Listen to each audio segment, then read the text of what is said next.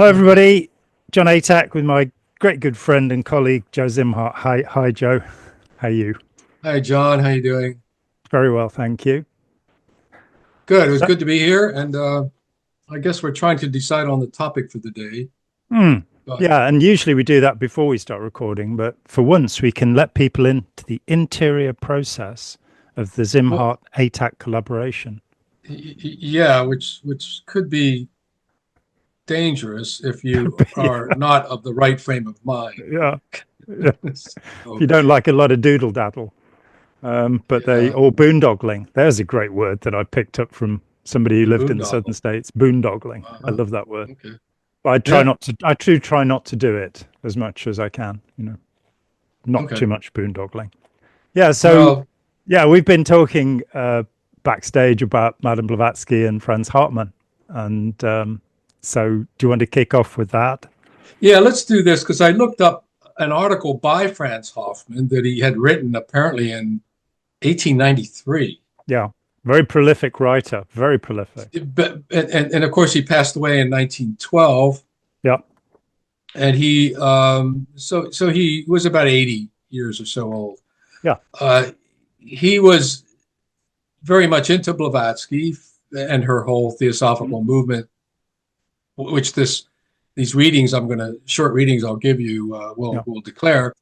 And then apparently he moved more toward Steiner. Is that correct? No, in fact, he ran the competing German Theosophical Society to Steiner. So Steiner abandons the Besant-led Theosophical Society in about Okay. 1912 to found Anthroposophy.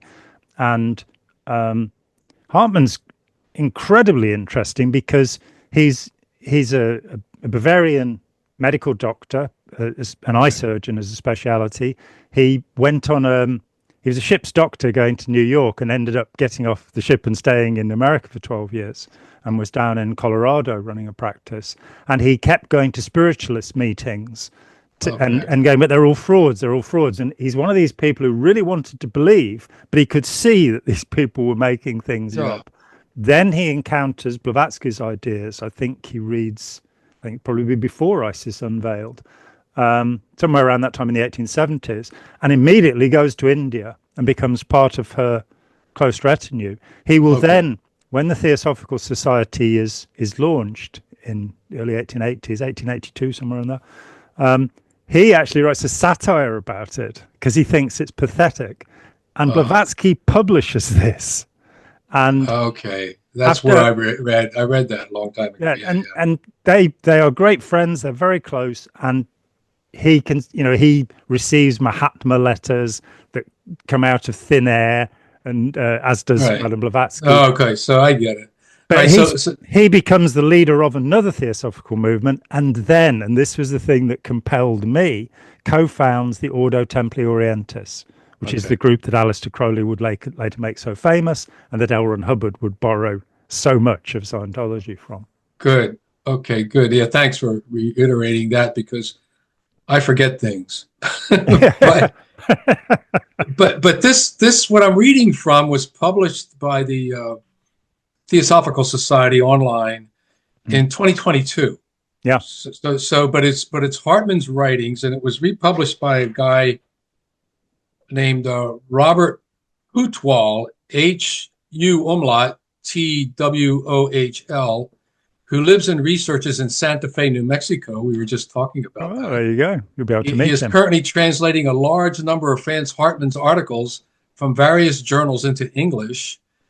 In 2001, this guy, Robert, did the bibliography of Franz Hartmann, MD, with an addenda. So anyway, he's very much into Hartmann and Mm. promoting his work. But he also promotes ideas about Atlantis and all that stuff.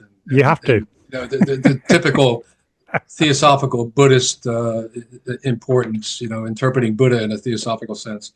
Yeah. So let me read this. This is what Hartmann wrote back in 1893. Blavatsky had died in 1891, Yeah. passed away. So she had already done all her writing and he had read this stuff. He had been involved with her. So Mm. he knew the controversies because she was already very controversial before Mm. she passed away. So he says that The main point is that the doctrines revealed by her, HPB, and spread by her disciples have brought about a major change in the general worldview. Mhm. This shift is taking place in all areas of religion, science, and philosophy and is ever increasing. There is no doubt, therefore, that H.P. Blavatsky's name will sooner or later find its due place in world history. Yeah. The Encyclopedia of Conversation will contain as many lies about her character as it does about Cagliostro, Paracelsus, and other characters who were not understood by their contemporaries because they were above the mindset of their time. And then this is key. A noble soul can only be known and understood by noble souls. Wickedness sees nothing in the noblest but its own image. So here is an ad hominem attack on any critic, and in a full sweep, which I've heard many times from cult members. Yeah. You know, it's a thought terminating cliche. You're just not enlightened enough to understand my guru. You know, it's basically what he's trying to say here. And the reason that the psychic phenomena don't work when you're in the room is because you don't believe. Exactly. And you're throwing negative shade onto the whole room and get the hell out of here. You know, that kind of an idea. So there's that, you know, so you can see he's already bought into the occult and ESP and all of that. And that's his world. So this is the last thing I'll read. He talks about her life, and he claims all these are factual. So he says, and some of it is, when she was 19, her governor said, "You are such a stubborn thing that you can never get a man, and not even old General Blavatsky would marry you." That's a misquote, but because I had the original from that. But anyway, let's go on. She married General Blavatsky when she was 17, though, didn't she? So yeah. Anyway. The challenge was when she was 16. Okay. Yeah. So she wasn't 19, and also the maid, the governess, didn't say Blavatsky. He just said no man would marry you. Yeah, in their right mind. So this Hartmann has his facts all screwed up here in this one sentence. So he says, so she wanted to show her governess that she was wrong. Not long after, she got the general to ask her for her in marriage, and soon afterwards, in 1848, the marriage took place. But when, after the wedding, he wanted to display his marital affection, have sex, in other words, her nature revolted. Now, that's interesting because she claims all along that she had a bent uterus and sex was very painful for her. Oh. So, you know, like she said, it was shaped like a cucumber.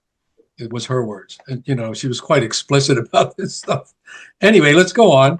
So she revolted because of this, her nature revolted, she says. So Hartmann goes on, he says, when he became unwelcome, she was beside herself, knocking him to the ground with a silver candlestick. She fled on horseback in the dark of the night, believing she had killed him. But General Blavatsky was not dead. He made a full recovery, but resolved that it would be better to consent to a divorce than to live any longer with so dangerous a wife. After this event, Blavatsky traveled, spending many years in Central Asia, South America, Mexico, and Africa. She met a Copt in Egypt who taught her the, quote, secret, unquote, sciences. She visited the United States, Japan, and India, and attempted to enter Tibet in 1852, but did not succeed until 1856, when she remained there for 3 years. Now, that last statement is total fabrication. It's something that Theosophists want us to believe. There is no evidence that she ever set foot physically in Tibet. She may have it in her imagination or her, quote, astral body, unquote, but she never set foot there. So this is Hartmann. And, you know, what's interesting to me here is how he has created a mythology around the mythology of Blavatsky. In other words, his own personal mythology, full of errors in this brief that I read here. It's a long essay, you know, that's 20 times longer than what I read. And yet it's this kind of self-convincing narrative that it's coming from gnosis, from some deep knowledge that we ignorant hylics, as the Gnostics would call us, can't possibly understand, you know, and that we will pass into oblivion in the end because we don't have the special knowledge to get us back to the heavenly state or the perennial wisdom or whatever. So So this is Hartmann. Hey, can I just point out that Go ahead. we live in a world where cucumbers are straight, so even that part of it, is twisted. It's also one of the claims that's made for Madame Blavatsky is that she had a child Yes. along the way. So I've since August I've been reading about Nazis and Madame Blavatsky. It's enough to drive anybody crazy, and it really was. I think it's the most complicated explanation of anything that I've ever read.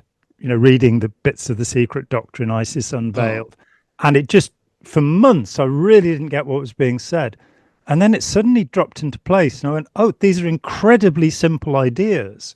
Expressed by somebody who smoked a huge amount of cannabis, which is another of the things about Blavatsky. She was a doper, and what you say, that kind of we are cognoscenti, or what the Gnostics would have called the electoi.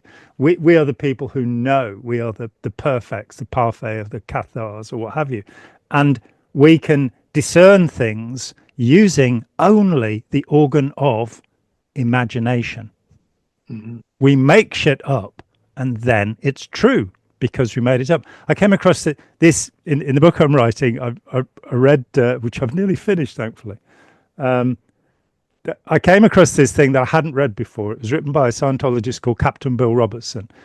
In 1982, Captain Bill, you had Ron Hubbard was the Commodore, Mary Sue Hubbard was the Deputy Commodore, and Captain Bill Robertson was the second Deputy Commodore.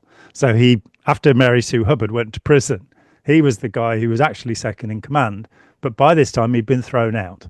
He'd been declared suppressive. And he started receiving telepathically these bulletins from L. Ron L. Ray, which was L. Ron Hubbard's name 75 million years ago at the time of the second incident of the third level of, oh God, this gets like Madame Blavatsky, the fifth round of the third root race of the seventh, all of this mathematics. But 75 million years ago, Ron Hubbard, according to himself and according to Bill, was called L. Ron L. Ray.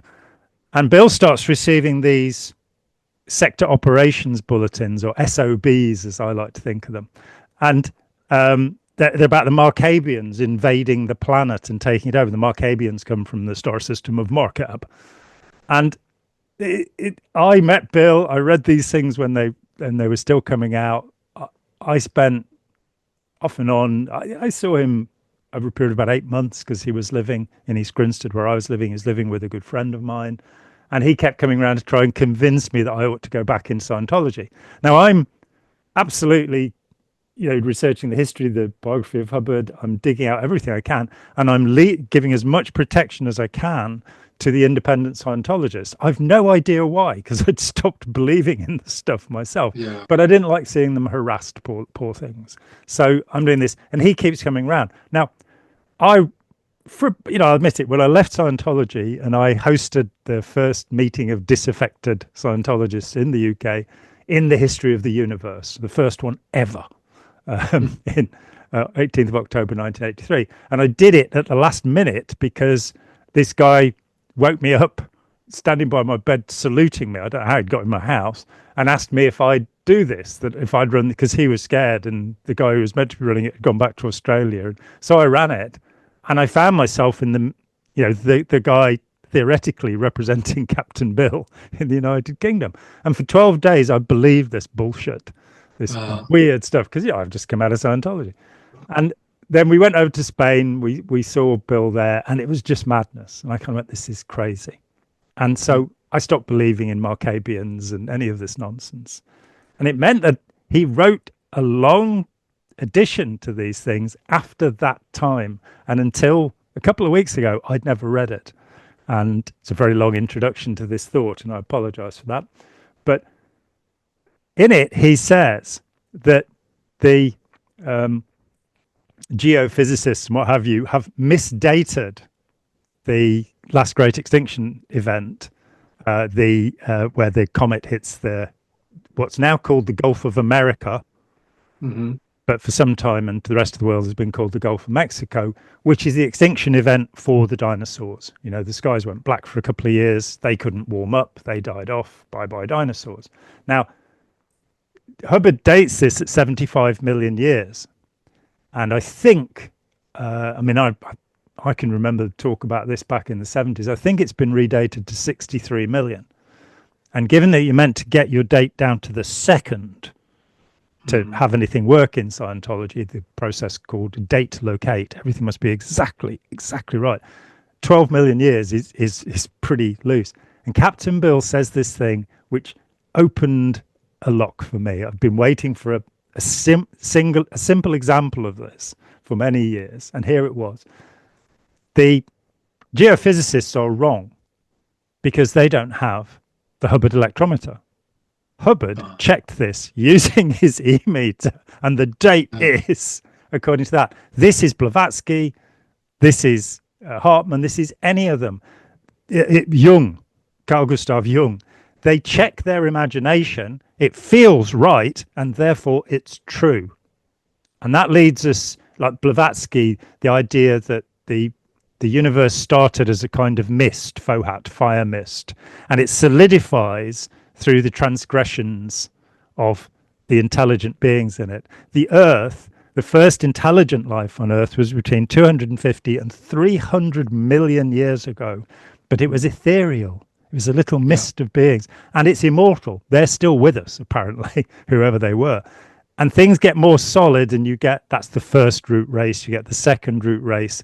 They divide like amoeba, and matter becomes more and more significant. Then you get the third root race. We've had Polarian and Hyperborean, and you have Lemurian and Atlantean, all of these kind of things.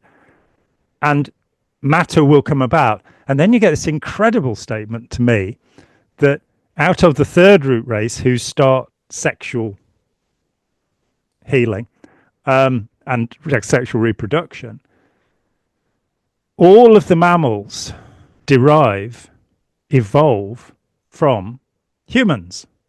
So the apes aren't first. And a huge part of what Blavatsky is interested in is denying Darwin, which is the big game in the latter part of the 19th century. How do we say that Charles Lyell is wrong about the age of the Earth?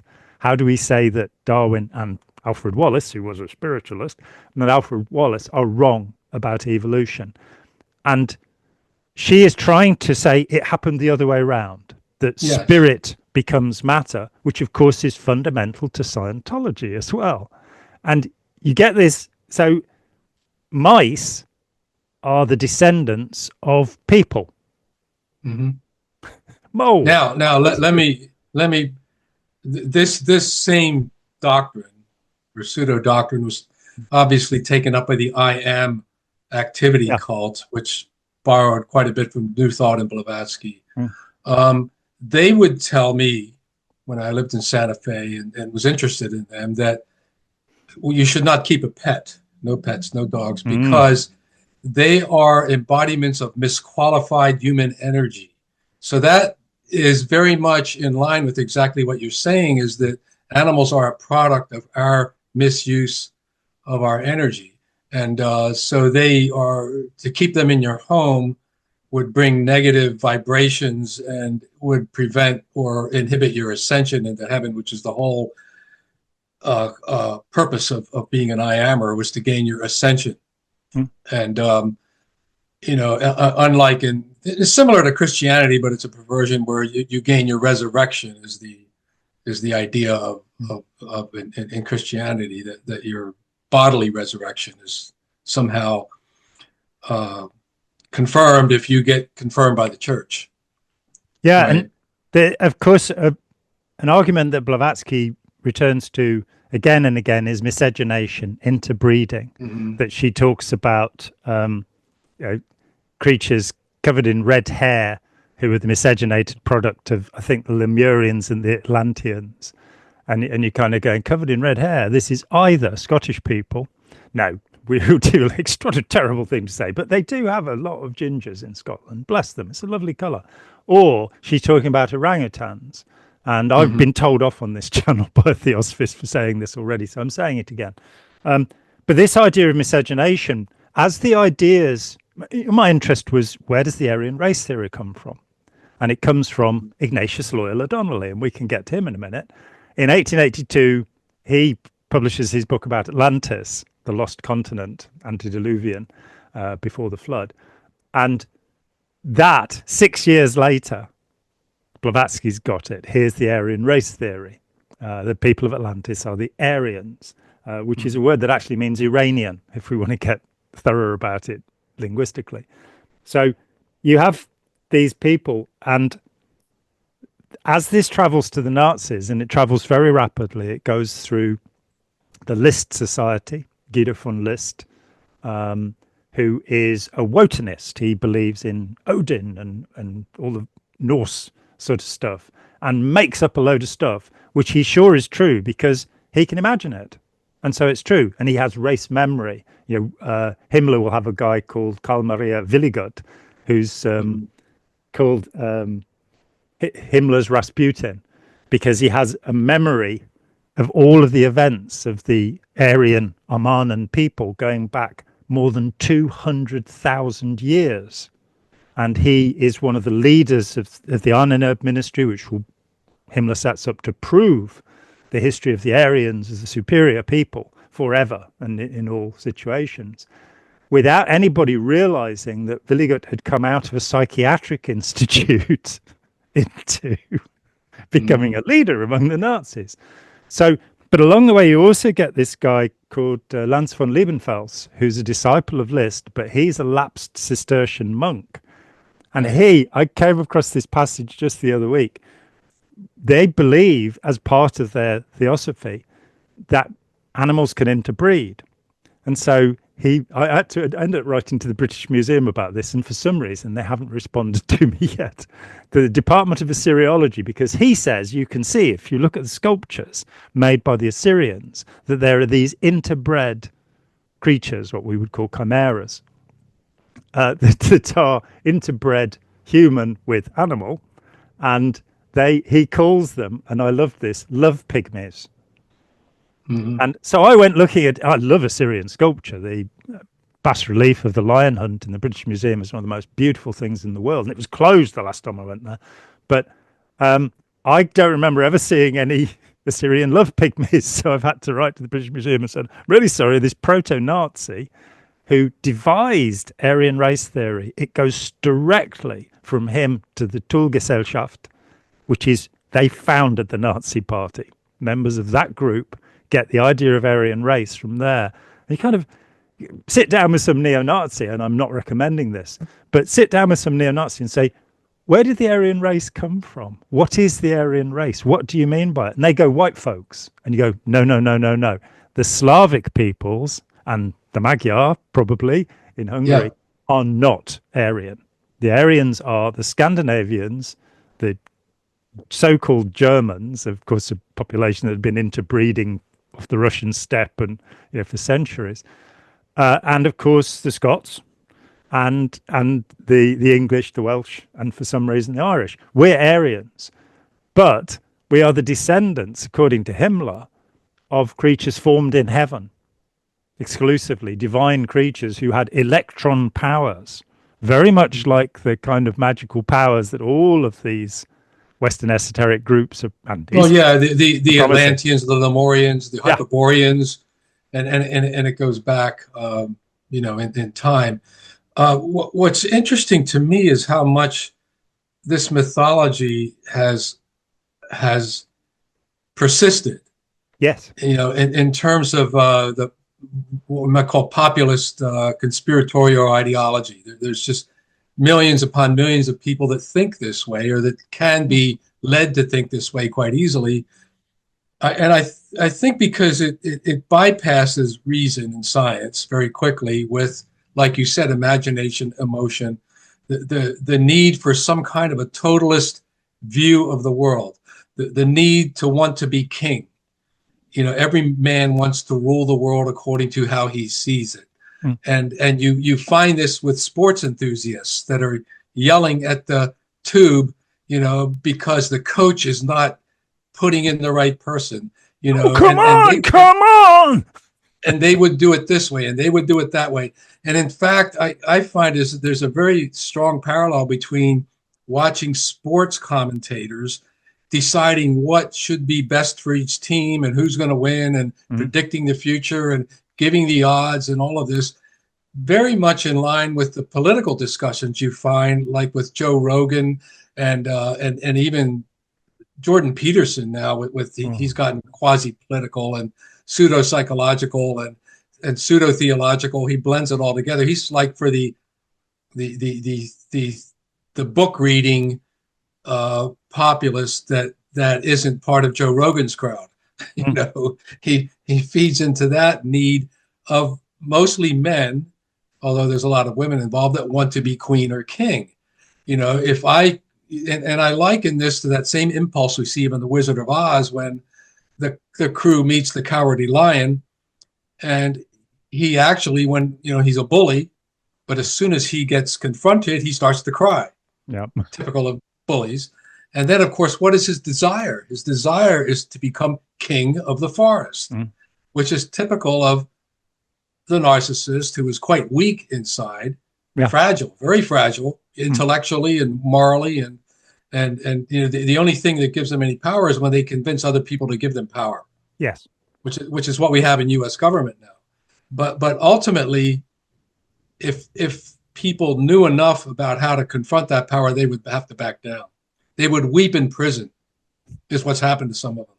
You know, they don't have that kind of moral fiber or, you know, sanity that's necessary to maintain a stable personality. So there's this desire to be king, and I think that's the impulse behind all of theocracy, you know, behind Nazism, behind Nietzsche.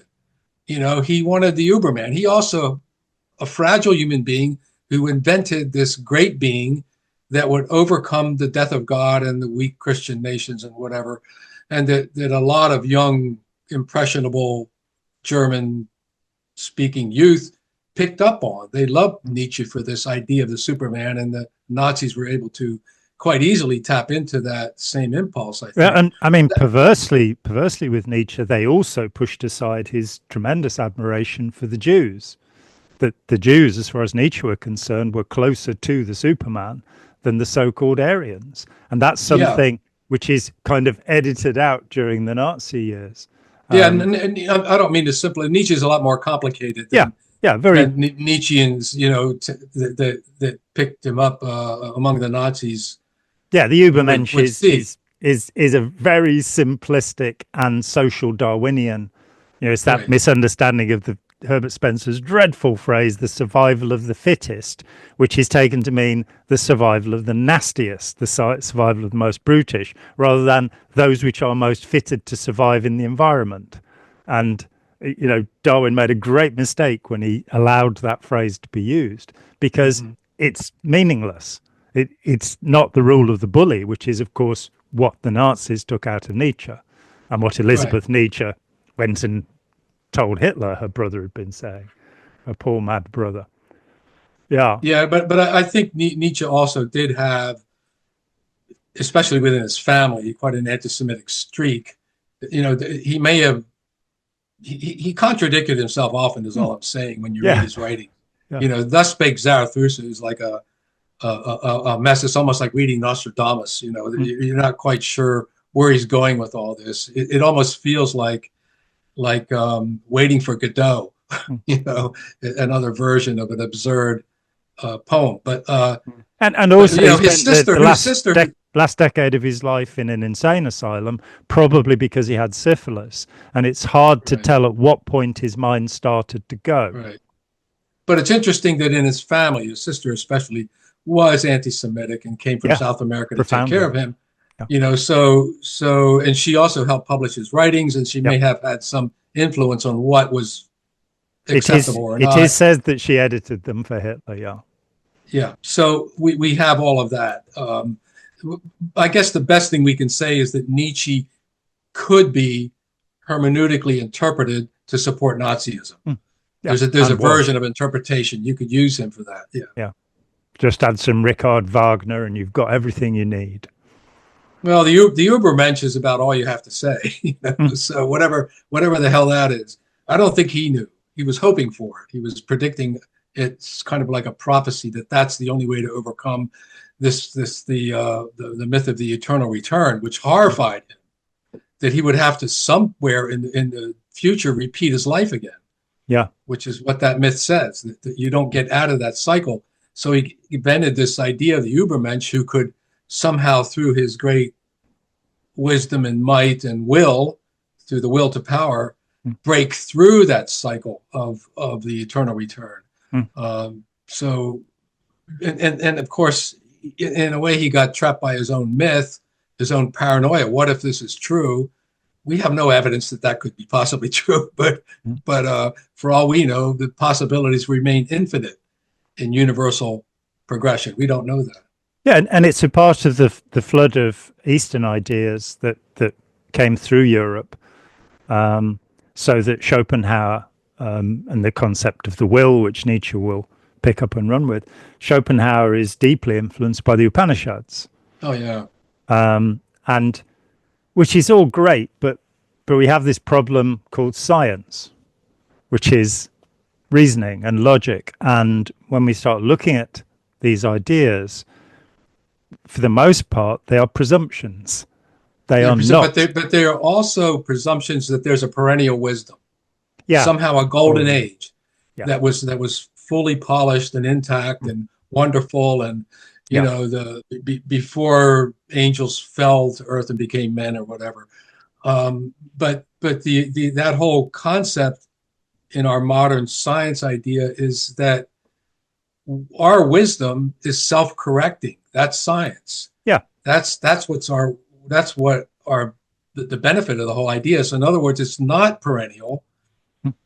It may be perennially self-correcting, but we can't even say that. You know, and it's an approach rather than a belief system. That's it. Yes. So the approach is we'll keep thinking about it. We'll keep checking and testing. We'll keep reassessing our resuls, and we'll see how much further we go. I keep going back to an ancient proverb, 12:1, and it says, "He who hates correction is stupid." And it's or another translation is a beast, is animal-like. In other words, he's not fully human if he hates correction. There's something wrong with his morals and integrity. And to me, that's really the basis of all of science. It's something which does not, you know, there might be resistance to self-correction because we don't like to be told we're wrong. But the opening for self-correction has to remain in any kind of a scientific theory. And, you know, whereas when and that's very unnerving to the Nazi. That's very unnerving to the white supremacist. That's unnerving to you know, the general viewer of Fox News here in the U.S., who want, like we've repeated often enough in our conversations, they want some kind of certainty. Yes. They want to believe that the God can make the world intact if we obey him.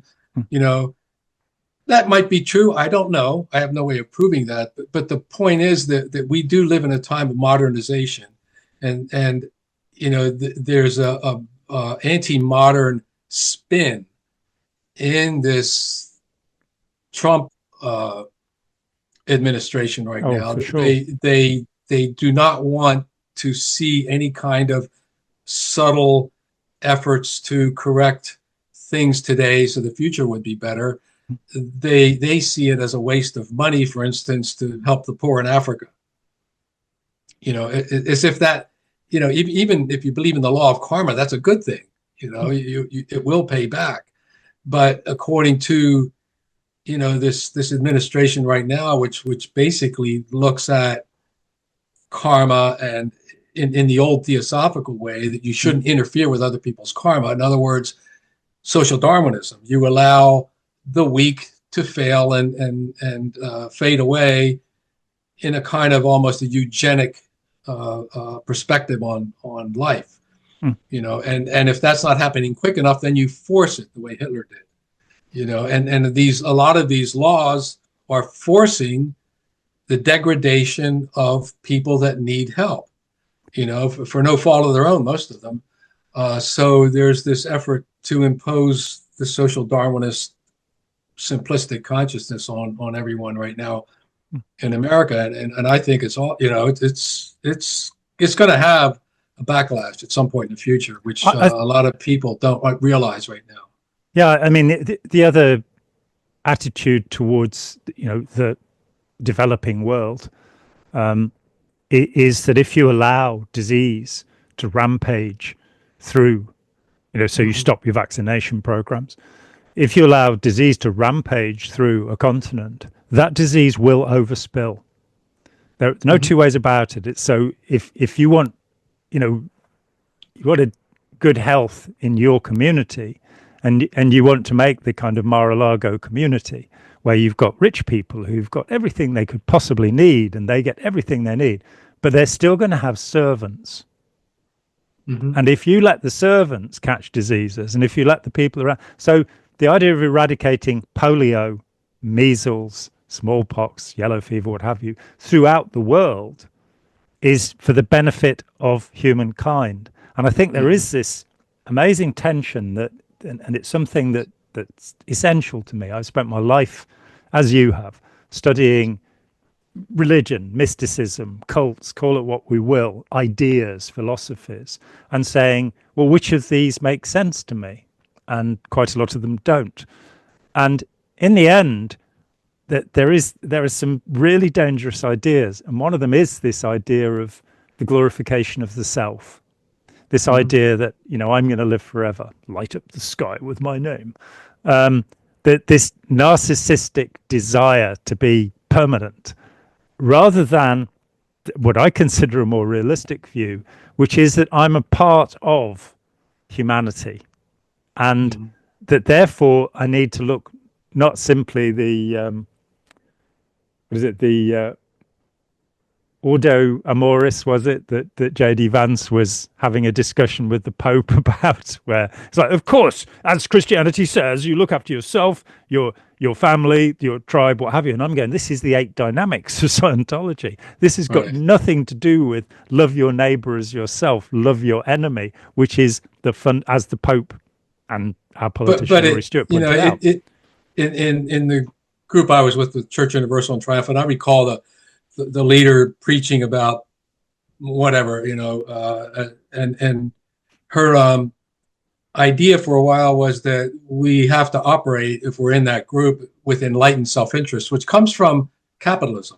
That, in other words, it's not about morals, it's not about ethics, it's about enlightened self-interest, because that means that you're following the God within, and that God within is the one you should listen to.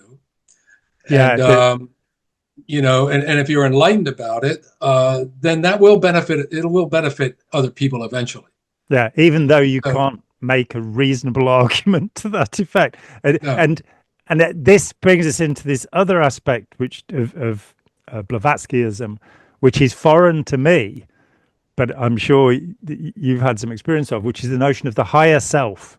That you down here are conscious. You're the kind of, I don't know, physical, horrible bit, the sinful, awful bit, but you have a higher self.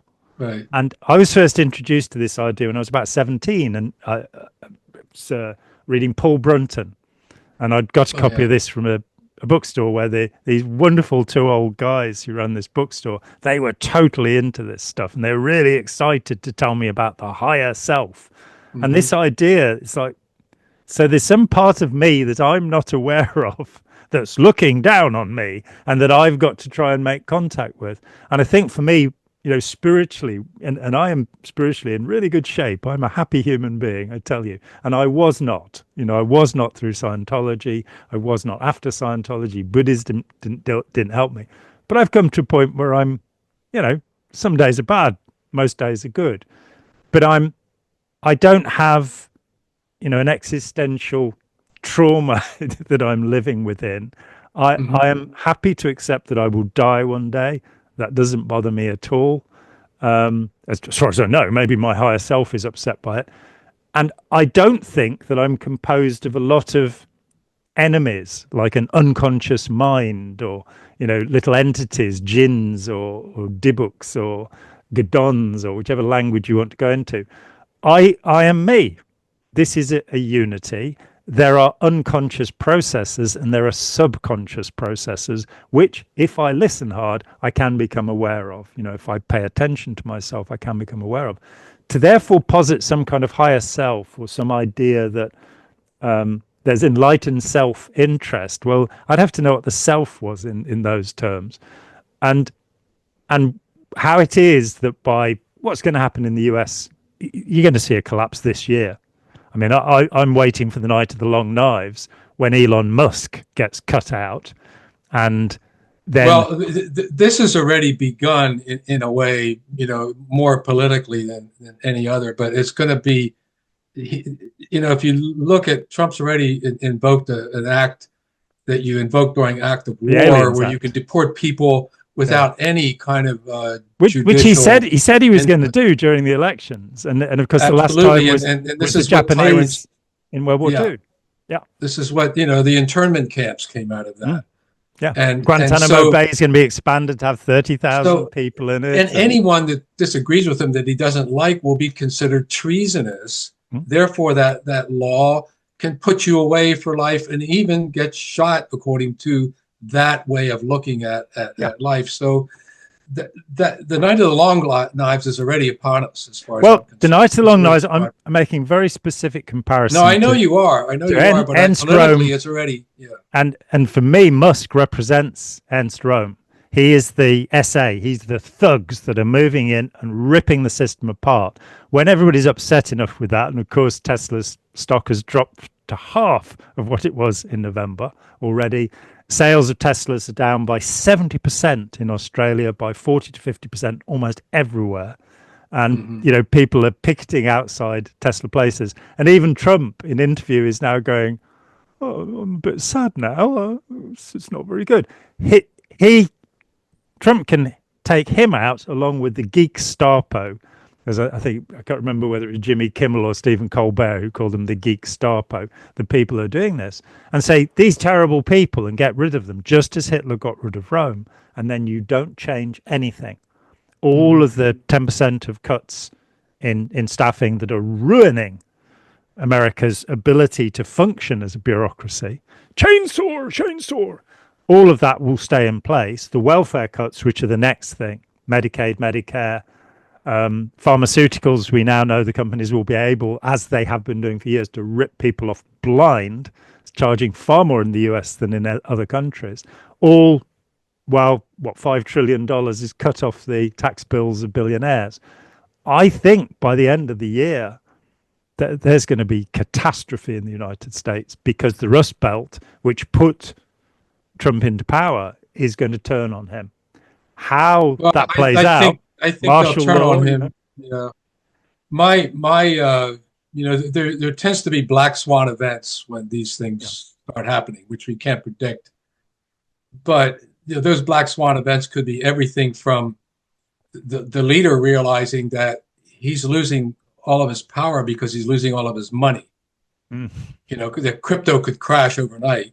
For one thing, and then if the economy is shrinking, there's going to be rebellion in the ranks, among the big capitalists and even among Fox News people, because they're all going to start feeling this pain, which now looks endless. And so that in itself could change the narcissistic leader who has to feed off of, his hero hungry people and remain a hero and could actually overnight become a Democrat. You see what I'm saying? He would do that. He's that stupid, but he's also that selfish. So that's how I would define a black swan event if that ever happened. But who knows? It's one. There's only so much chaos that a capitalist will want to sustain, because the bottom line is their income. And once that begins to erode, guess what? Their personality and their power begins to erode, and then they have nothing. There is, like Bob Dylan's song, "Like a Rolling Stone," now happening to them. How does it feel to be all alone? That's no direction. That's the end game of what's happening right now. That's the end game for that very wealthy person. And if they're not careful, they could be the ones that are, the night of the long lives become, their business could be taken away from them. The way Putin could take away businesses from people in Russia. And did, yeah. Did. And and the same thing, Orban does it to some extent in Hungary, and he has that power. So, if your business, like let's say Microsoft, if the tyrant doesn't like it, he could take your business away by law, saying, we need that for the government. Well, and of course, rather than sort of getting into all of this business to get what Donald Trump has called raw earths from Ukraine, which are worth $500 billion, rather than getting into that, how much simpler to just freeze all of Elon Musk's assets, because he's worth what, 400 billion. So that'd be a really quick win for the American people. I have this concern, if we get to the midterms without martial law being declared, and I'm fascinated to see, it's a very grim fascination, to see if the officer corps of the US military will violate the Constitution and act on US soil. Because, the West Point, they actually do train people in morality. They have much more training in morality than you have anywhere else in the world or in society. And of course, my friend Arachelev, his courses on courageous followership have been used. The whole military, more than 1 million people, are trained in these things. So they've been trained in this really brilliant system of saying it's not just a matter of not breaking the law. You mustn't be immoral in what you do. So if we get to the midterms without martial law, then we have this situation where if there's chaos, the Democrats could very easily take the Congress and and invoke the 25th Amendment. Trump is potentially gone, and we then get the man who should be president, J.D. Vance, the man that I was trying to get people to worry about, who of course is one of Peter Thiel's. You've got the other South Africaner apartheid capitalist in power. So fascinating, and we're talking about cults here, aren't we? I mean, we're talking about people who believe. Well, this is about cult. It's about, it's about totalism. It's about authoritarianism. The theocratic approach to whether it's a family or whether it's a clan or whether it's a state or a nation. And we've seen what happens with economies when that takes over. I mean, North Korea is a prime example. It's a complete, the government is a parasitic dynasty, and it doesn't support the people at all. No, and of course it is a complete fabrication from the origin stories. The idea that the Kim family were fighting against the Japanese in Korea is a myth. And we just keep on going. Here we come back to talking about origin stories. Here, as I started, we have Franz Hartmann giving this botched origin story of Blavatsky and wanting that to be the basis upon which everything else is true. And therefore, if you are in the truth, you have a right to impose the truth. That's the next step that comes out of that kind of a thinking. And so there's no working model. There's no balance of power within that mindset, which democracies have. They have a way of arguing left and right. And you see changes, going from conservative to liberal throughout human history. It was there in the beginning between Jefferson and Adams. Adams was a Federalist. Jefferson was a Republican Democrat. And that was the two parties. And they argued. Adams wanted more power for the executive. Jefferson not so much. And so it's and so we have it in the United States from the very beginning. This push and pull. But right now we're at an extreme where they've come up with all these weird cliche terms like woke and use that as kind of a governing tool, which is totally bizarre. It's kind of like L. Ron Hubbard calling people wogs, and therefore they're useless and you can dispense with them. Yeah, you other people by putting them into another group, just as Hitler did with the Jews. 100,000 Jews served in the German and Austrian armies during World War One. 12,000 were killed. 18,000 won decorations of valor. And so the Jews are what screwed up Germany in World War One? No, not at all. Find a scapegoat, find an enemy, label them, call them woke. And you can go against science completely. When last week Trump announced that there are now two genders. There are just two genders. I'm afraid that whatever he wants to think, genetically, that's not true. There are people that are between gender. There are about 1 person in 1,000 is born between genders. So, and the idea you've got big hairy men and tiny little petite women, which of course to some extent is the beginning of eugenics. That's the other central topic, because in the book I'm writing, because Aryan race theory leads to eugenics, though of course the reality is that eugenics was already happening in Germany courtesy of the Protestant church, nothing to do with the Nazis. From 1920 onwards, it was already happening in the US, it was happening in Sweden, and it's continued to happen in China to this day. There is a eugenics program. But there's also, added to that, a whole line of thought. We've talked about this before, is to eradicate the infirm. Yes. Because they're a load on society. You eradicate the infirm. This happened, for instance, in a lot of the cults I've studied, and you too, that, if somebody is mentally ill in a cult or happens to be crippled or whatever, or gets crippled, often these cults get rid of them. Yeah. They do not like any kind of a load. They go, well, that's your karma. Maybe this isn't your path. Go home to your parents and let them pay for your medical expenses. I've gotten several people out of weird cults, like the Hare Krishnas or whatever, because of that very thing. They would break their leg doing something. The cult would send them home to their parents when they haven't seen their parents in 2 years. And then the parents would bring in an exit counselor and talk to them, and they'd leave the group. But the cult didn't care about that. They only wanted a deployable agent. And if the person wasn't deployable and they're in healing, they'd rather not pay any attention to them.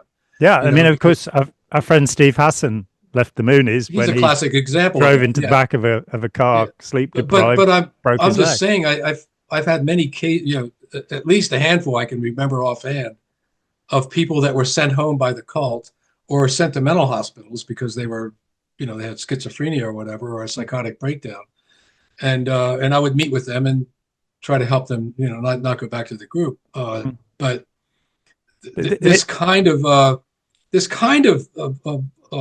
turning upside down of the Christian moral, for one thing, and any kind of good morals within any religion is that whatever you do to the least of these, you do to me. Yes.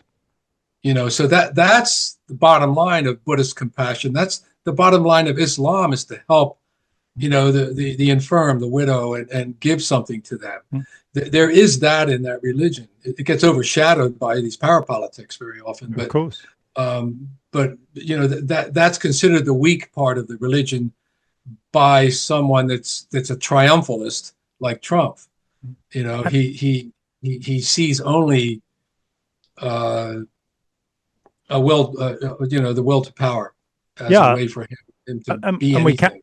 We can now apply science to eugenics, in that we can look at what happened with the Nazis, and we can see the consequences. So, for example, 250,000 diagnosed schizophrenics were either killed or sterilized by the Nazis. In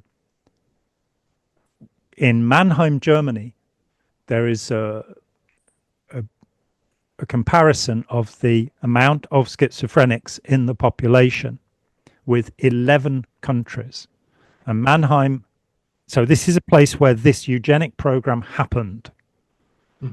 They have twice the quantity of schizophrenics in their population. It doesn't work.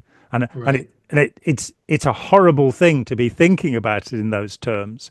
We should be thinking about it in terms of compassion.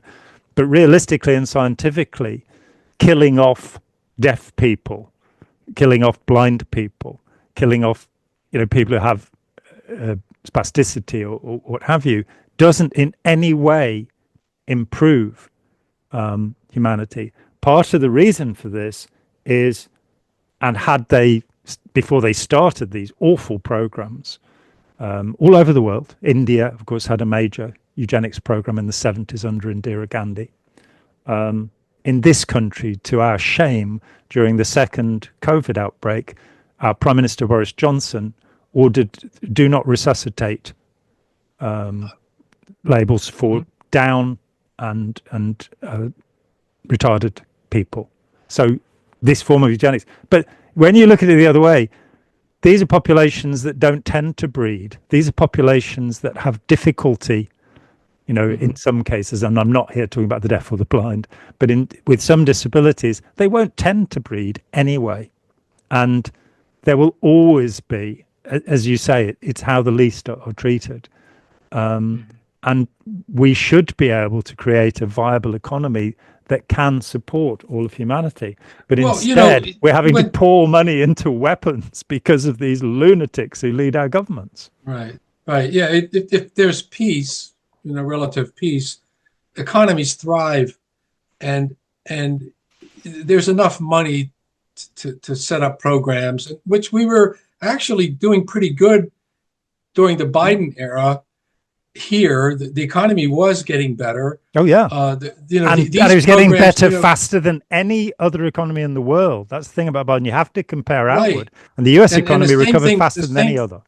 The same thing happened during the Obama administration. He handed Trump a viable economy. It was just ideologically not in line, with these apocalyptic people that support Fox News. They want to see the end of time. To fulfill the book of Revelation. These people are fanatics when it comes to thinking that we are living in the end times. Yeah. And to have someone like Trump and Musk knocking over sandcastles in everybody's backyard, claiming they're cleaning up the government, is what they want to see, is that feeling side of them that wants to see and believe that something's finally being done. We're going to clean up this world and we're going to have a better place, when in fact, underneath all this is this apocalyptic urge for God to clean it all up. In other words, destroy most of humanity, like Sodom and Gomorrah, before we can start again. That's what's behind a lot of this, and I don't think they really understand it. No, I don't think they see the outcome of this whole thing. It's pathetic. It's immature. It's unchristian, and I just think it's something that's taken on a momentum of its own. As Lifton told us, that when you end up in emotional totalism, even the leaders can't control it. It'll just bulldoze everything in its sight because of this giant emotional upswell, almost like a tsunami. And you saw it happen, during the French Revolution, when the Reign of Terror hit, and then much bigger when the Gang of Four ran China. You unleash those forces, and the worst of humanity will begin to control, and they want to get rid of the darkness in themselves by projecting it onto others.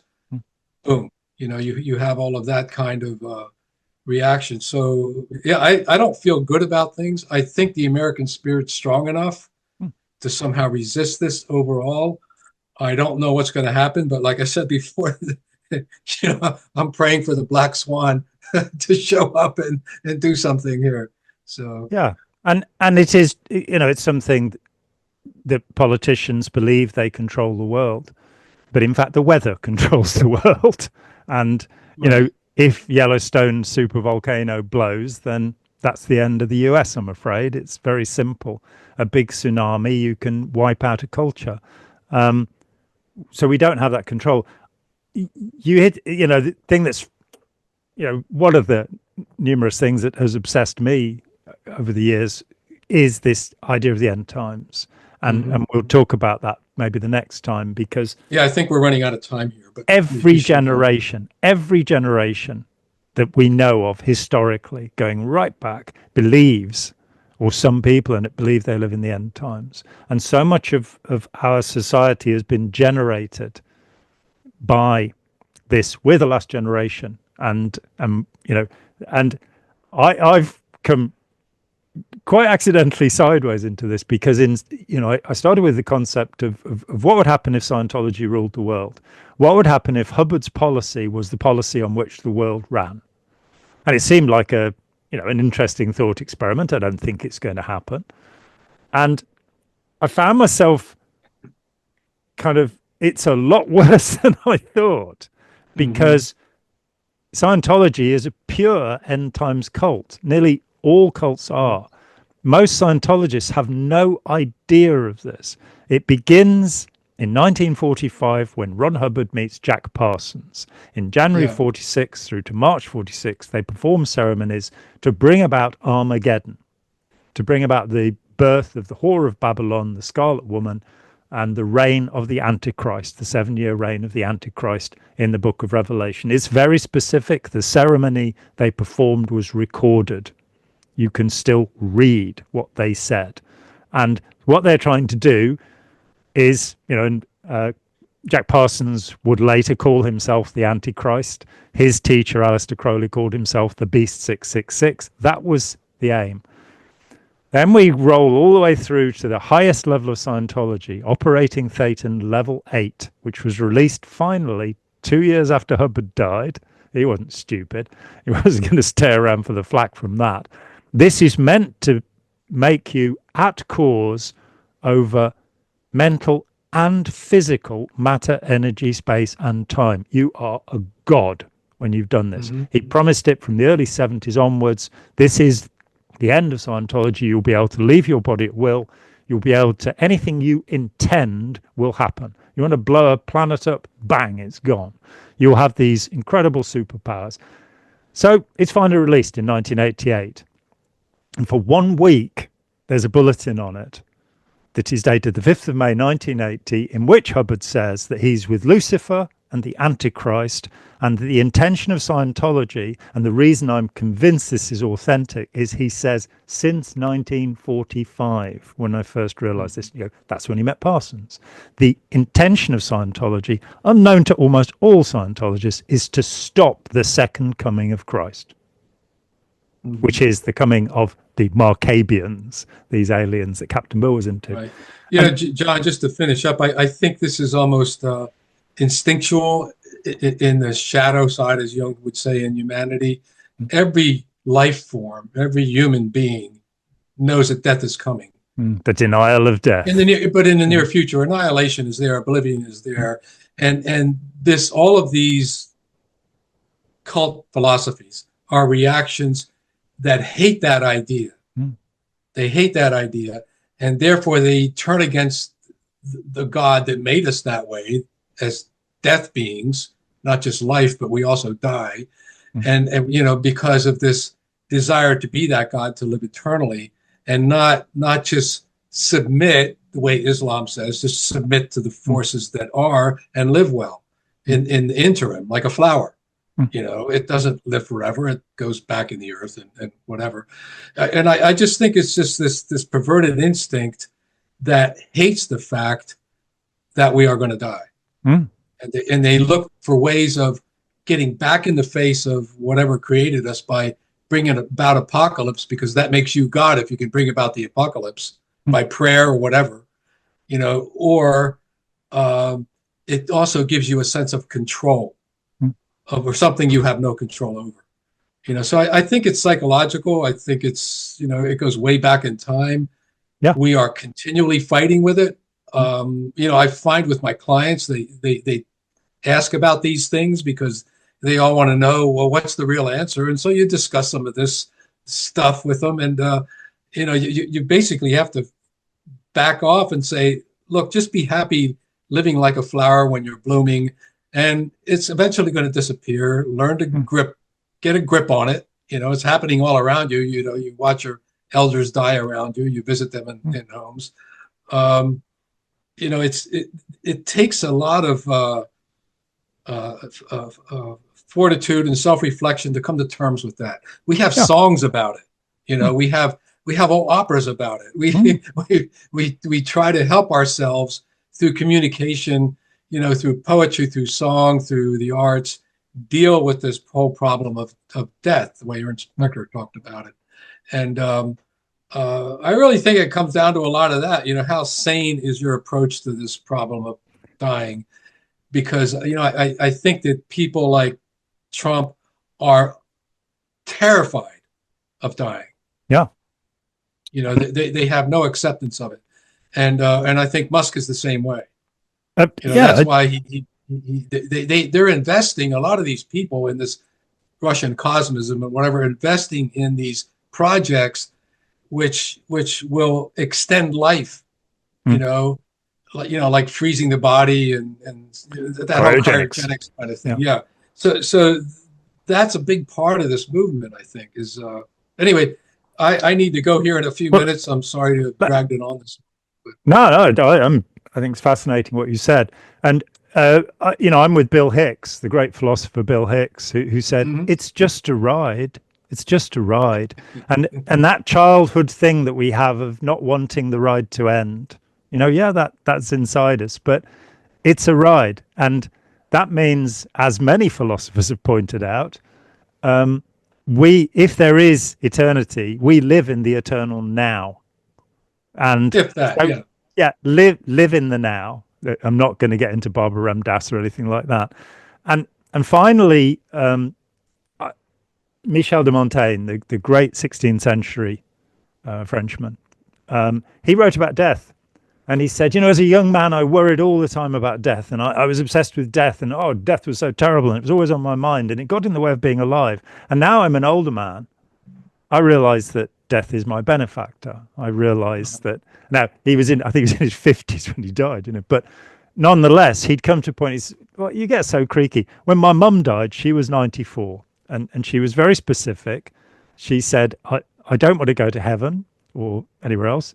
I don't want to reincarnate. I am done. I am satisfied. I am happy. And that, that's the way I feel too. I'm not going to waste my time worrying about it. It's what a wonderful thing. All of the art, all of the music, all of the cinema that we have, the friendships we have. It's too good to waste time being anxious about, So getting on and trying to help some people if you can. I think if you actually want to be happy, helping other people is the key to that. But so there we go. There's our wisdom for the ages. All right, John. Great talking with you, as ever, Joe. Thanks so much. We'll do it again. We will do it again. So, all right. Thanks, everybody. Hi, John here. Thanks for watching. We'd appreciate it very much if you would click like, as well as subscribe, and click the bell for notifications. Every dollar helps, and we welcome new patrons on Patreon, or you can make a one-off payment with any currency through PayPal. Thanks so much.